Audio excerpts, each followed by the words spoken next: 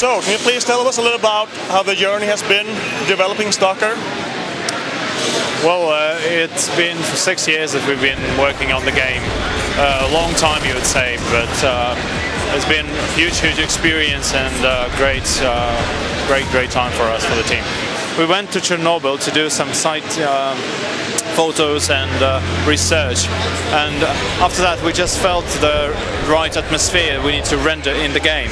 So we came up then with that concept of those stalkers, guys who go into this dangerous zone full of not only radiation but also anomalies like deadly anomalous energy, and they go for hunting those artifacts, and they collect them to after sell to various sorts of underground dealers and everything, and there is rivalry in between them. There are different factions, there are mutants.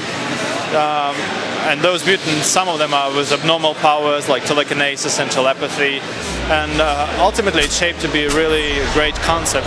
And the ultimate sort of goal of the player is to reveal this mystery behind this Chernobyl disaster, and there happens like second accident there.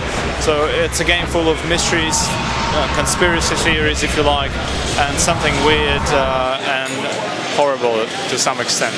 So what would you say are more of the distinguishing features in Stalker that separates it from other games? Well, primarily this would be a life system, this living and breathing world that we've been creating, and we've invested lots of efforts into just developing that and balancing it out. So effectively what this means is that the player is no longer like a god there to kill everybody in this world, but he's just one element that learns to survive in this world. There's a big survival component behind the game.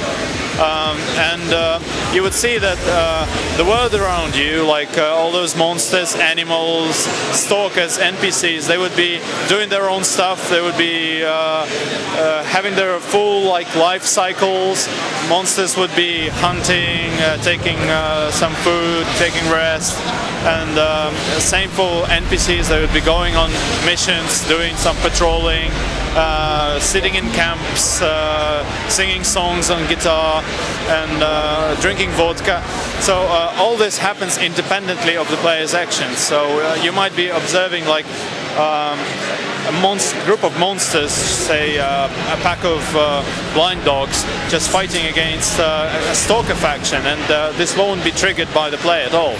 So this really makes it a unique game in terms of experience, because every single player would get something different to see in this game. And well, on top of that, there are RPG elements, like you communicate to other NPCs, you exchange items with them, you trade. There are special abilities of those artifacts, items that you find and sell, and you can also apply them on yourself to get some extra powers like resistance to radiation, etc., etc. There's this day-night cycle, weather effects and daytime just changes dynamically all the time in the game. Like it takes about 45 minutes for the full day in single player to be experienced, and we did basically our best to create this atmosphere of the player actually living in this world, so sort of full immersion atmosphere, which is very unique as well in the game. When day changes to night, is there anything special that happens in the world that only happens during nighttime?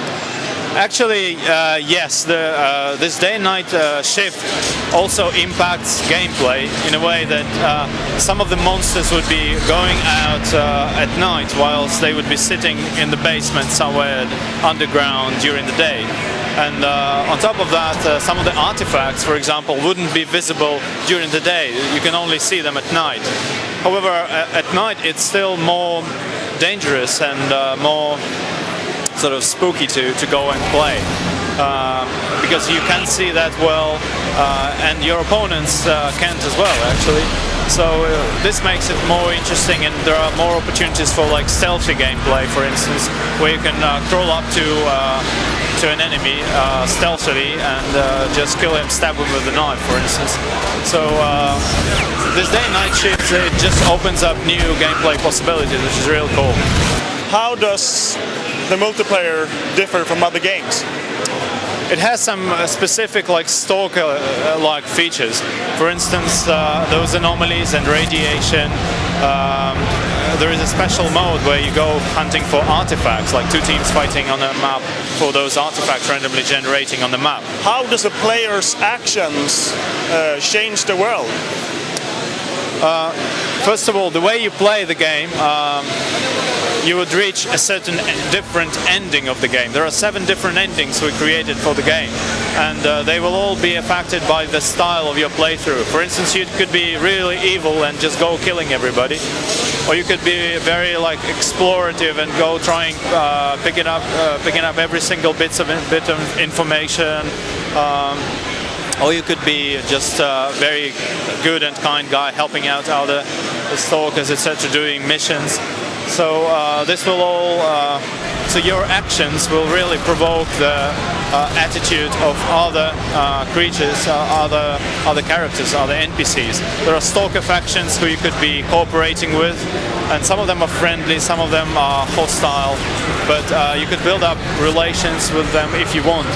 And there is this ranking of stalkers we have in the game. So you also climb up this stalker ladder by doing different missions. So all of your actions will actually be reflected by this world and by the attitude of other NPCs and creatures.